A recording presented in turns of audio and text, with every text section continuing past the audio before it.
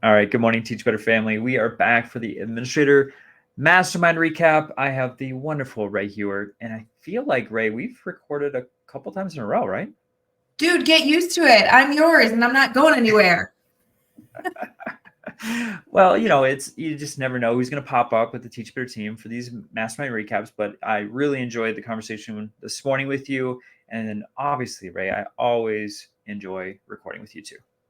I actually very much needed Admin Mastermind this morning because I had a little bit of low motivation yesterday. So I needed to kick my morning off with like educators that were headed to work, doing good things, just like problem solving. I feel like I'm ready to go. I'm pumped. You got it, because it was a very amazing group this morning. It was a rich conversation, and honestly, we took the question from Facebook.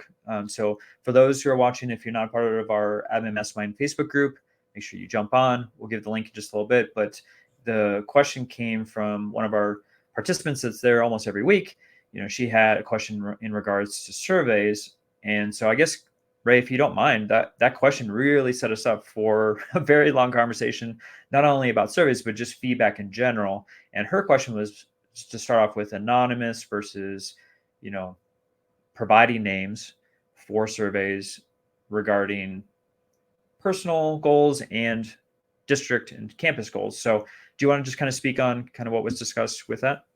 Yeah, I mean, there were so many different directions that we wanted to like pick apart in this question because it was a rather robust question and it had to do with wanting a number of different things from leadership and staff. And the first thing, which I'm sorry took us off topic right as we started, but the first question she asked was about if it was going to be an anonymous survey or a non-anonymous. Is that how you say that? Not anonymous survey? Sure. And I don't know the right grammatical, sorry. But the first thing I pushed back on was I hate anonymous surveys. And so we were discussing like, when can you use them? Because I have not found an efficient, effective way to give an anonymous survey that gives me a direction or results. Like anonymous surveys are really easy to give when you're just trying to check the box that you like were trying to get people's feedback.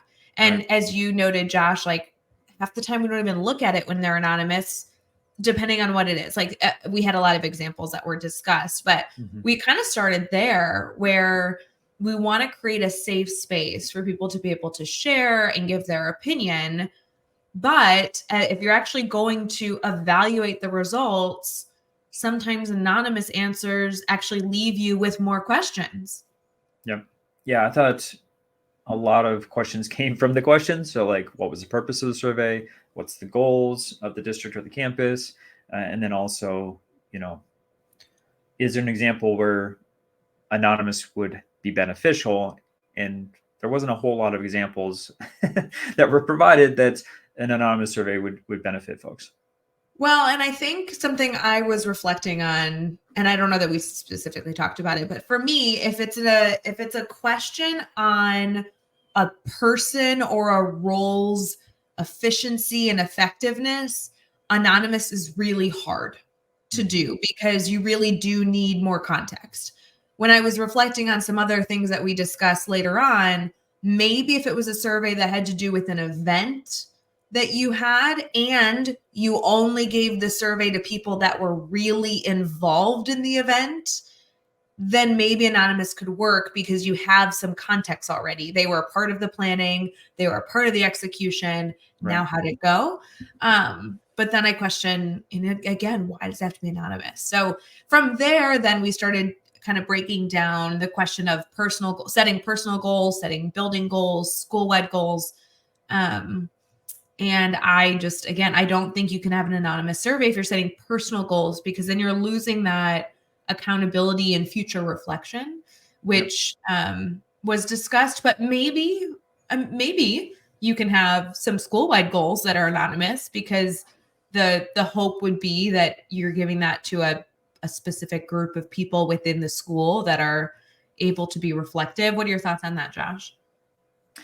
Yeah, I think I provided quite a bit of feedback in regards of like my own experience with anonymous surveys, and typically I found that it was on both ends of the spectrum. So it was like, you love the initiative or you hate the initiative, or you love the job that I'm doing or you hate the job I'm doing. Like there wasn't a whole lot of things that were taking away as far as like quality feedback. And I guess you could kind of like take that similar to like an Amazon review. Like when you go in and you look at 5 stars versus 1 stars, you're not getting a lot of quality feedback in regards to the product. So like I tend to land at the 3-star reviews, right? Because that's going to give you kind of like the improvements that are needed for that product. And I feel like when there was anonymous surveys, there wasn't a whole lot of that middle ground. It was mostly the 2 extremes. Are you saying it's not good that I only read the 5-star reviews? On Amazon? Amazon. I will say the best part of the conversation, I think, was the reflection on if surveys themselves were the right medium. To me, that's what held the most robust conversation in today's dialogue with administrators. Yeah, we were all over the map. So we were trying to find like strategies to make everyone feel inclusive with that feedback. But then if I would love to talk about that, right? So, we were talking about collection methods, right? So how do we go about gathering feedback? Because surveys, yes, they're one of many tools, but that's not something that we should lean on throughout the entire year and be the only way that we're gathering feedback. So do you want to speak on kind of what was given as far as examples of like other ways to gather feedback? Yeah. The reflection of modalities, I think, is something that teachers should be auditing on a constant basis, and so should our leadership teams. Mm-hmm. Something that we focused on a lot was utilizing focus groups where you're getting people together and you're having a discussion. Maybe they're prepared for the discussion ahead of time. They know what kind of questions they're going to get. Maybe you're just kind of lobbing it into the group and seeing what the reaction is. But trying to find a way to facilitate dialogue, I think, is something that I am constantly going to be an advocate for, simply because I believe that when you give feedback, the hope would be that then that fosters more questions. Like that to me is the point of feedback. So if a group is going to say, hey, actually we didn't like this, or this wasn't as beneficial, I don't just want to take that feedback and say, oh, shucks, now I have to problem solve this by myself. But I want to then be able to ask follow-up questions about how to improve, and if this solution that I have actually suits the needs and everything else. So I'm always someone who leans on dialogue. And I think the only challenge to that is creating a safe space so that people feel like they can have that discussion.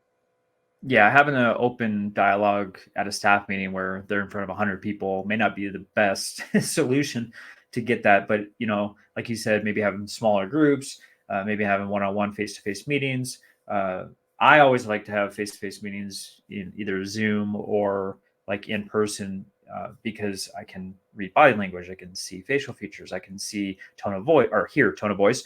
And so like those other components kind of help me decipher, okay, is the feedback they're giving true, or is it something where, I'm an administrator, I'm in a position of power, and they're just going to say yes to everything I'm proposing, if it's an initiative specifically. So like, I like having that face-to-face dialogue. Some people like to have it in other forms. So it was nice to hear like some other ways that folks do that with like temperature check-ins, personal meetings, emails, obviously surveys.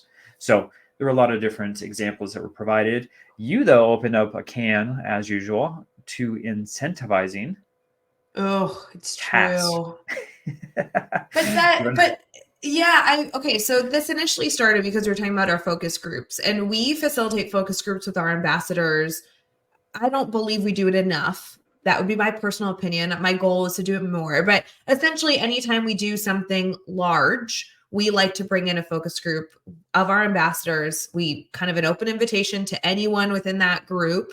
And we want them to come and tear apart the event, like desperate for feedback. How do we make this better? No, nothing that we implement is perfect. And we know that. So the problem is you get these ambassadors who are such advocates of the Teach Better family, and all they want to do is shower us with praise, which, don't get me wrong, I love the ego boost, but that's not what we are looking for. Like, so we start the meeting off saying, hey, we appreciate you being here. We believe the event was a success. However, you can always improve. You can always make it better. So your job in this meeting is to find ways to improve a maybe already great, thing. That way everybody has the understanding that when you start comments, it's with the understanding that this was a huge success already. And Right. sometimes then you hear crickets, like it's because they're like, oh, I don't know. So I like to be dramatic and be like, for example, if you came to this event, how could it be better? Free ice cream for everybody every 35 minutes, right? That would make it so much better. So trying to kind of overdo the feedback so that they can say, no, Ray, that's ridiculous. No, but how about just insert idea here? I actually think a lot of, I was sitting in a meeting the other day where it must have been 3 weeks ago, where a principal was discussing this, and they had a student that was a behavior problem, and the principal came in and was like, okay, so what are our solutions? And it's crickets. And the principal was like, all right, should we just like suspend them, get rid of them? We don't even want to teach them anymore. And to be honest, it did. It lit a fire because you had teachers saying, well, no, hold on. No, that's not what we want to do. That's too dramatic. Mm-hmm. What are the steps prior to that? So trying to find ways to push discussion. Maybe that's right. Well, yeah. And I thought it was an interesting concept of like, we have to be careful with that and knowing our staff because, some people take offense to that. Like, I'm a professional. I don't need any type of incentive. So you just need to make sure that you understand who you're working with and who you're doing that with. But then also, I thought a great example was leaving early passes that were provided because a lot of, our staff asks all the time, like, I got a doctor's appointment, I got a dentist, my kids got this, can I leave early? And so it just kind of allowed them to have permission to do that when they needed to, instead of having to find the administrator, have that uncomfortable conversation sometimes. I just kind of gave them the excuse they needed to go and be the professional that they are. Well, and we've done it too, right? We send a survey to people and we're like, oh, you're in the raffle for a gift card, or, oh, you get a free coffee or a free lunch on your administrator. I don't know that it's necessarily bad to have incentives. I do think that all of this comes down to balance, because you want people to feel heard and respected. Yep. You want authentic feedback, and you also don't want it to take all of your time. Correct. I know it's not an easy thing to do, as any building or district leader knows. So let's continue the conversation though. So regardless of where you are in education, if you are one that's seeking feedback and you've had success, I want you to throw it in the chat or throw it in the comment section as far as what you have used, what has been effective for you. Do you use anonymous surveys? And if so, what do you use it for? Because we're curious.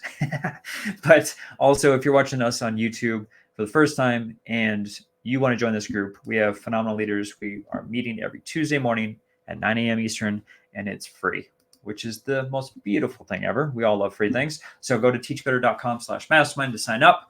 And then also, of course, I said I was going to do this earlier. This is the Facebook group link. So make sure that you're joining us, because it's important to have this conversation every Tuesday morning, have collaboration to support each other, but it's also another thing to have that support throughout the week. And that's what we're looking for. And as a reminder, if you're new here, not everybody comes every week. So give yourself permission to throw it on your calendar. And if you can't make it for 2 weeks, that's okay. Just sign up so you have it when you can join. It's funny, Ray, that you say that, because I was getting blown up this morning of people emailing me, boxing me, whatnot, saying, I want to be there so bad, but this, A, B, and C came up. And we get that. That's why we do these mastermind recaps, is so that you can stay in touch with the conversations that we're having every single week. And we're here for you. So if you need support, reach out to Ray or myself. We love helping all types of educators. And so if you need any support, just let us know. Ray, I am so excited that I get support from you every single day. And I appreciate you being here on the Admin Mastermind Recap. Super fun. Friends, good to see you. And we'll see you again soon on Admin Mastermind Recap.